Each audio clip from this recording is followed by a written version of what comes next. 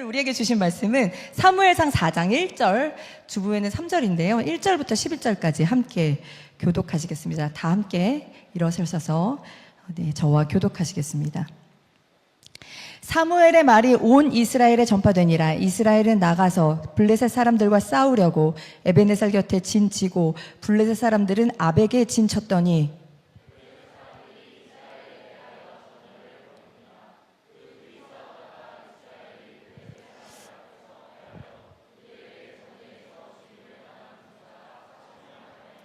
백성이 진영으로 돌아오매 이스라엘 장로들이 이르되 여호와께서 어찌하여 우리에게 오늘 블레셋 사람들 앞에 패하게 하셨는고 여호와의 언약궤를 실로에서 우리에게로 가져다가 우리 중에 있게 하여 그것으로 우리를 우리 원수들의 손에서 구원하게 하자 하니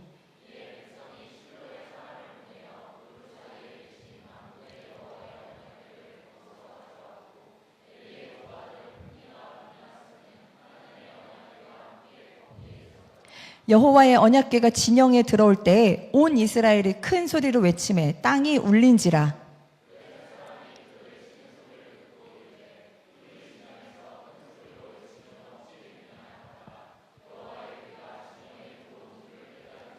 블레셋 사람이 두려워하여 이르되 신이 진영에 이르렀다 하고 또 이르되 우리에게 화로다. 전날에는 이런 일이 없었도다.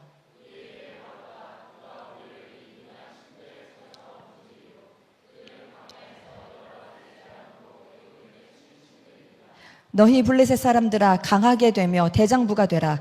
너희가 히브리 사람의 종이 되기를 그들이 너희의 종이 되었던 것 같이 되지 말고 대장부같이 되어 싸우라 하고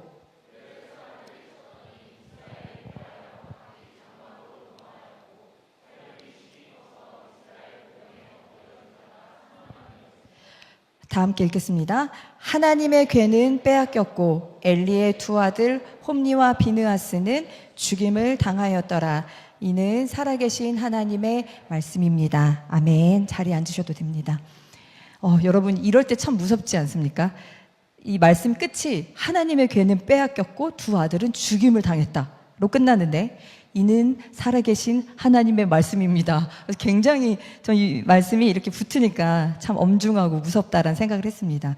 제가 지난달에 사무엘상을 이제 시작하면서 사사시대부터 쭉 내려온 사회의 분위기, 이스라엘의 영적 분위기, 신앙의 상황 등을 제가 설명을 해드렸습니다. 모두 종교 생활은 하지만 정작 하나님의 말씀은 희귀하고 하나님의 일은 나타나지 않았던 참 답답했던 시대. 그래서 각자 자기가 옳다고 생각하는 것을 거침없이 말하고 주장하던 시대. 지도자는 타락했고 무능했지만 이런 와중에 믿음을 가지고 기도하던 여인, 자신의 문제를 가지고 조용히 하나님께 나아갔던 그 한 사람, 그 한나를 통해 하나님은 그 사회에 새로운 대안을 준비하고 계셨다는 이야기를 전해드렸습니다.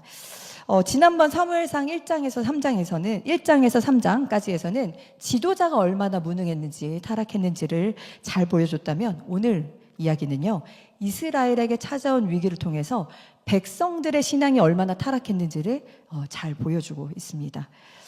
위기는 기회다라는 말 많이 들어보셨죠?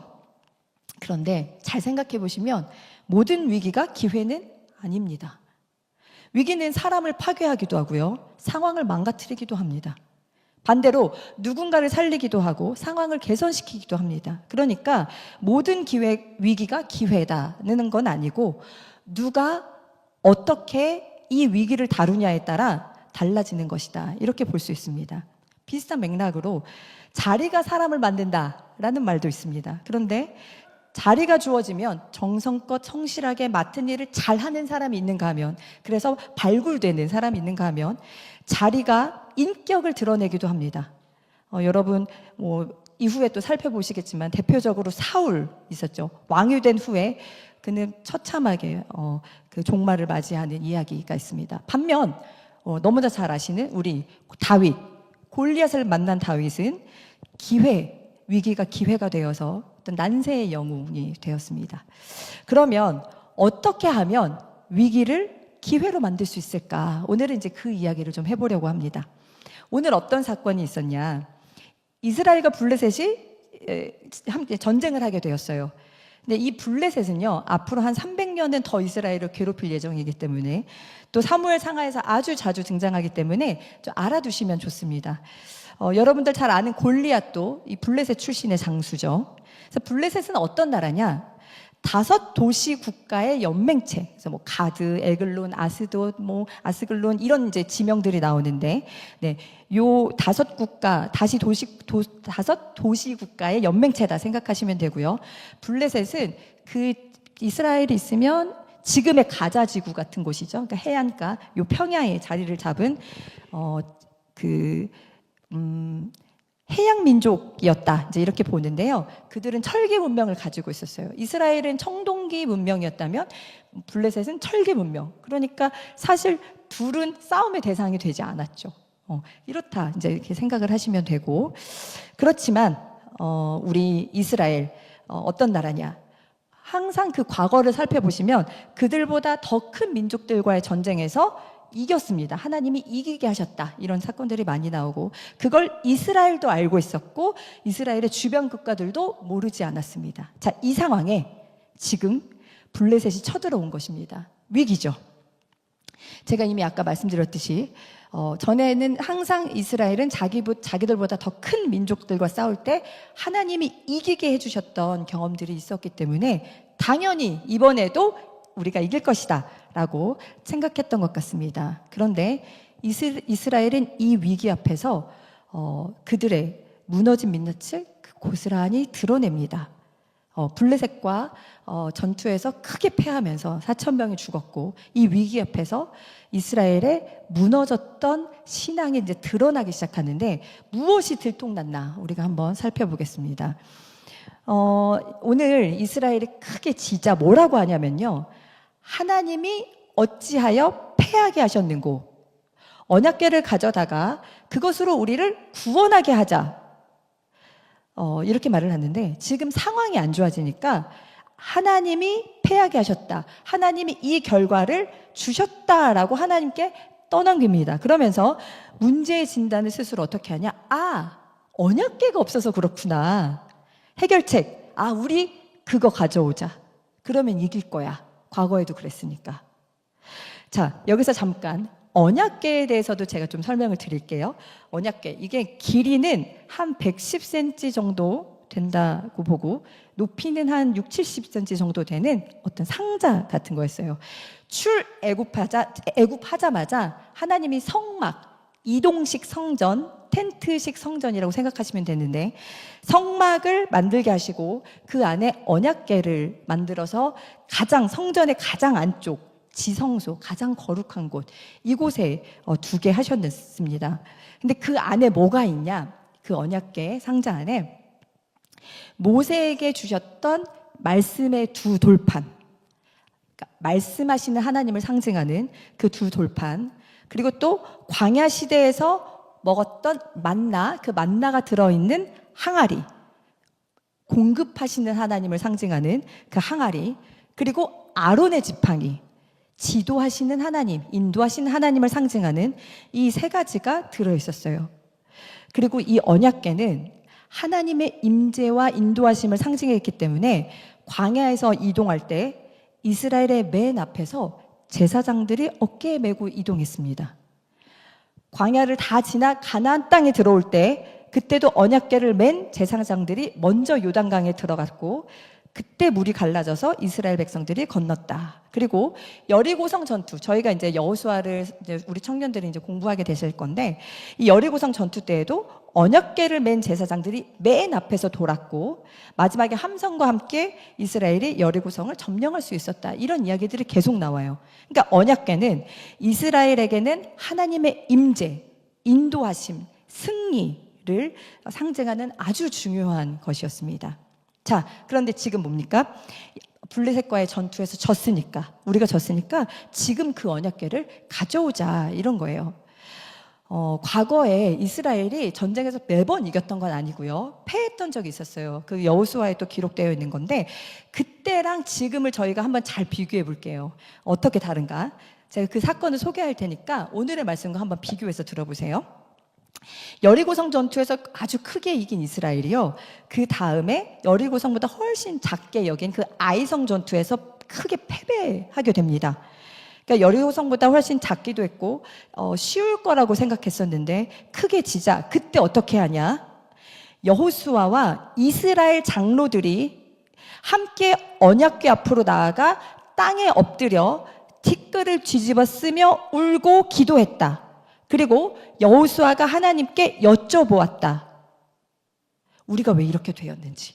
그때 하나님은 아간의 죄를 알게 하셨고 이스라엘 백성들이 어떻게 하면 이 위기를 극복하는지를 알려주셨습니다. 지금 이 장면과요, 지금 우리가 오늘 읽은 이 3절 한번 비교해 볼게요. 제가 3절 읽어드릴게요. 백성이 진영으로 돌아오매 이스라엘 장로들이 이르되 여호와께서 어찌하여 우리에게 오늘 블레셋 사람들 앞에 패하게 하셨는고. 여기까지 갔죠. 여호와의 언약궤를 실로에서 우리에게로 가져다가 우리 중에 있게 하여 그것으로 우리를 원수들의 손에서 구원하게 하자 하니.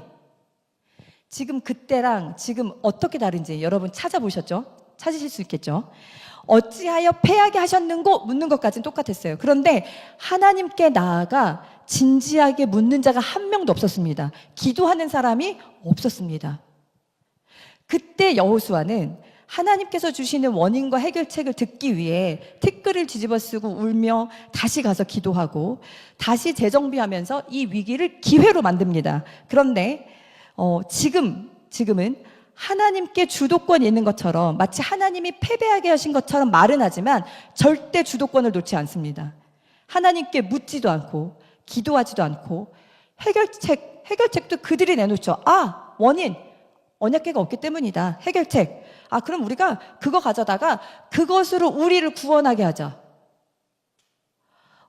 아주 심각한 문제. 제가 3가지 여기 아주 중요한 단어들이 있는데 제가 설명을 드릴게요. 첫 번째, 그것으로라는 단어가 나와요.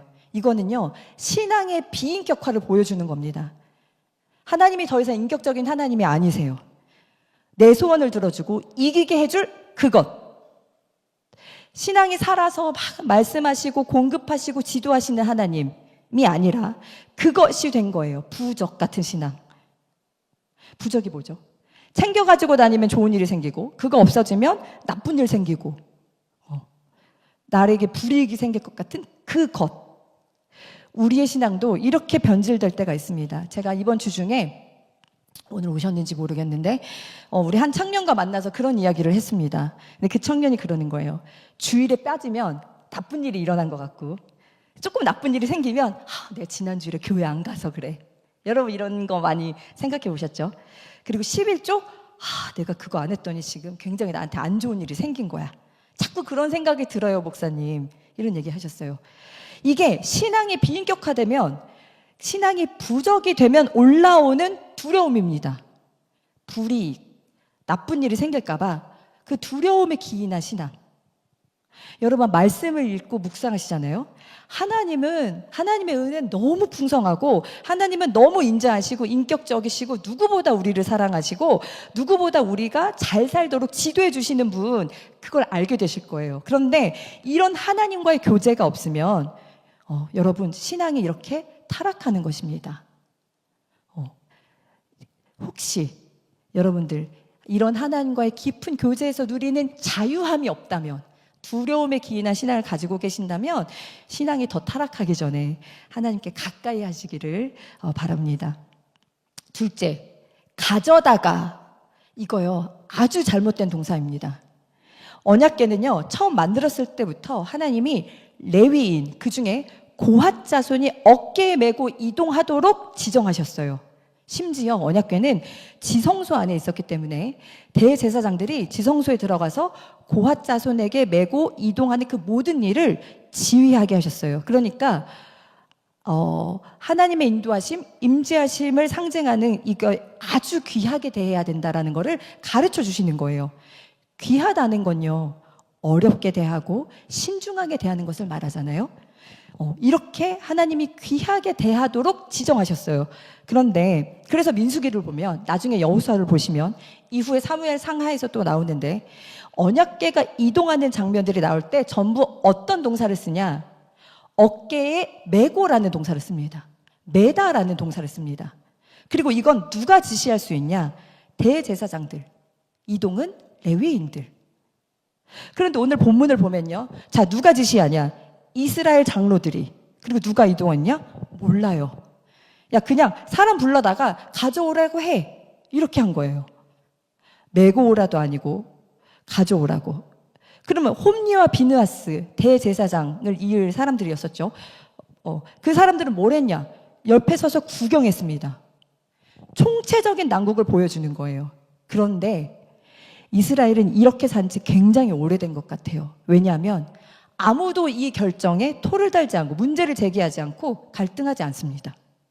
자기들끼리 좋아요. 뒤에 보시잖아요. 뒤에서 막 소리 지르면서 좋아해요. 아, 우리는 이것 때문에 이길 거야, 이러면서. 이후에 이 언약궤가 빼앗겼다가 다시 이스라엘로 돌아오는 장면이 있어요. 저희가 읽지는 않았는데, 그때 이스라엘의 땅 벳세메스에 도착했는데 사람들이 그걸 구경했다가 엄청 많은 숫자가 죽는 사건이 일어나거든요. 굉장히 의아하고 너무 심한 거 아니야 라고 할 수 있지만, 벳세메스가 어떤 곳이냐? 고핫 자손들의 땅입니다. 아까 어깨에 매는 일을 담당했던. 그러니까 언약궤에 대해 모르면 안 되는 거예요.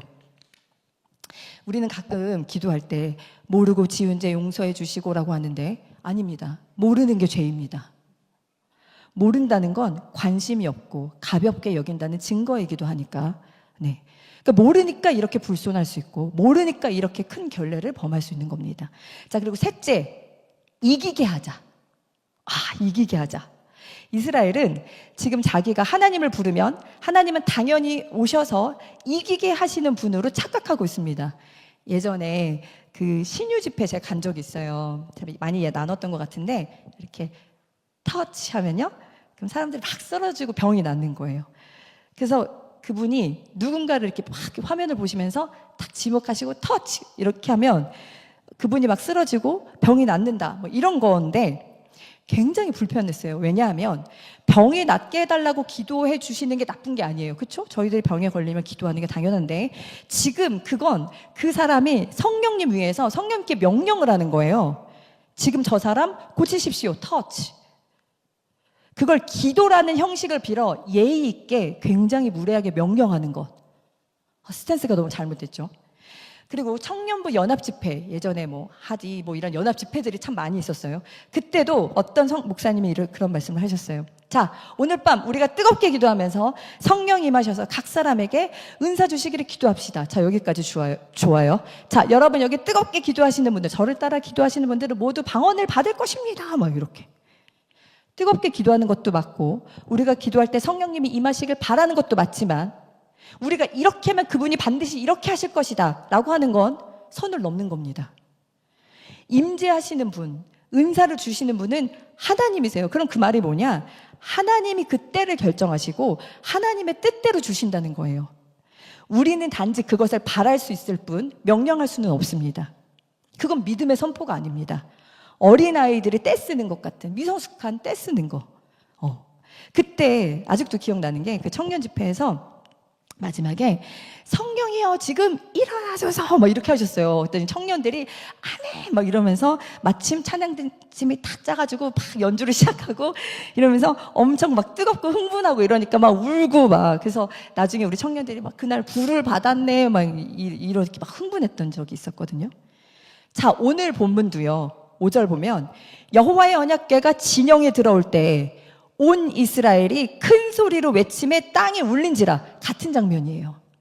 와, 이제 우리는 하나님이 오셨다, 우리는 이기게 해주실 것이다, 이걸 은혜로, 믿음으로 착각하는 사람들, 거기도 부지기수였습니다.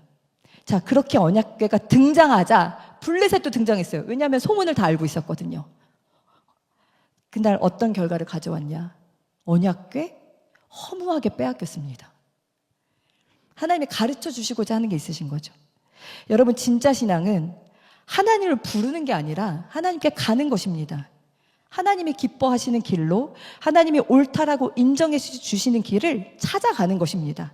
내가 따라가는 것, 내가 움직이고 내가 찾고 내가 맞추는 것. 그래서 우리가 쓸데없는 허례허식, 이런 걸 제거하고 버리고 불편한 요소들을 없애는 것은 맞지만, 내가 조금 더 편하자. 조금 더 내 상황에 맞춰서 편한 걸 선택하자. 이러면 중요한 것들을 잃을 수가 있습니다. 여러분 잘 분별하셔야 됩니다. 자, 그러면 이 위기, 이스라엘은 무엇을 해야 이 위기를 극복할 수 있을까? 어떻게 하면 이 위기를 기회로 만들 수 있을까? 살아계신 하나님, 하나님이 살아계시다는 것을 먼저 인식해야 됩니다. 하나님을 의식해야 해요. 말씀하시고 공급하시고 지도하시는 하나님을 따라가려고 해야 돼요. 그 말은 여호수아 때처럼 문제가 생기면 겸손하게 기도하면서 침묵하고 또 말씀을 묵상하면서 예배의 자리로 나아오면서 하나님께 묻고 살아계신 하나님이 진짜로 내 삶에 역사하실 수 있도록 내 삶의 계심을 자꾸 의식하고 인식하면서 기도하고 바라고 하나님이 이스라엘이 가나안 땅에 처음 들어가서 나라를 세울 때 하나님이 명령하셨던 것이 있어요. 이제 막 새로운 나라를 들어가서 새로운 문화를 세우고 새로운 나라를 세워야 하는 이스라엘한테 명령하셨던 것. 제가 여호수아 1장 7절에서 9절을 읽어드릴게요. 오직 강하고 극히 담대하여 나의 종 모세가 내게 명령한 그 율법을 다 지켜 행하고 우로나 좌로나 치우치지 말라. 그리하면 어디로 가든지 형통하리니 이 율법책을 내 입에서 떠나게 하지 말며 주야로 그것을 묵상하여 그 안에 기록된 대로 다 지켜 행하라. 그리하면 내 길이 평탄하게 될 것이며 내가 형통하리라. 내가 내게 명령한 것이 아니냐. 강하고 담대하라. 두려워하지 말며 놀라지 말라. 내가 어디로 가든지 내 하나님 여호와가 너와 함께 하느니라 하시니라. 아멘. 밤낮으로 하나님을 묵상하고 하나님을 생각하고 하나님의 마음, 말씀을 궁금해하고 적용하기 위해 또 묻고 씨름하는 이 과정. 하나님의 말씀 없이 그분을 의식할 수 있는 방법이 없습니다, 여러분. 말씀을 정리하겠습니다. 이스라엘은 블레셋과의 전쟁에서 패하는 그 위기를 만났을 때요, 하나님 앞에서 자신을 돌아보는 일을 잊어버렸습니다. 하나님께 여쭤보는 습관을 잃어버렸습니다. 그래서 지금 내가 비록 지고 또 아파도 내가 하나님의 뜻을 다시 구하겠다 이런 믿음이 아니라 어떻게든 이겨야 한다. 어떻게든 얻어야 한다. 하나님이 나를 도와주셔야 한다라는 부적신앙만 남았습니다. 여러분 요즘 여러 가지 일로 사회, 정치 아까 기도해 주셨는데 분노가 많은 시대고 화가 많은 시절을 보내고 있습니다. 근데 우리가 빨리 그것을 해결하려고 하기보다는요, 더욱 조용히 하나님께 나아가 묻고 말씀을 귀하게 대하고 신중하게 하나님 따라가는 그 습관, 아주 중요한 그 신앙의 습관을 만들기를 소망합니다. 그 주중에 만난 청년이 그러는 거예요. 말씀이 너무 어렵대요. 맞아요. 이런 역사서는요, 혼자서 읽을 수가 없고 또 문화적 배경이나 어떤 역사적 배경, 인물들, 지명 이런 것들을 알아야 되기 때문에 참 어려워요. 그래서 물어봤어요. 어떻게 하면 좋을까? 그래서 제가 생각한 건요, 여러분 아침에 내일부터 1일 시작할 수 있는데 비빔밥 성경 하시는 분들은 열심히 하시고 시편, 시편은 포로기 때 쓰여진 어떻게 우리가 어떻게 신앙에 응답하는 것이, 어떤 자세로 살아가는 것이, 어떻게 기도하는 것이 하나님을 예배하는 것일까, 그 관점에서 쓰여진 거기 때문에 시편의 말씀, 또 잠언, 이렇게 읽기 쉬운 것들부터 한 장씩 읽고 묵상하시면서 기도하셔도 좋아요. 복음서를 읽으셔도 좋고, 어렵지만 어렵다고 포기하지 마시고 하나님을 의식하고 인식할 수 있는 그 장치, 그 장치를 꼭 여러분 마련하셨으면 좋겠습니다.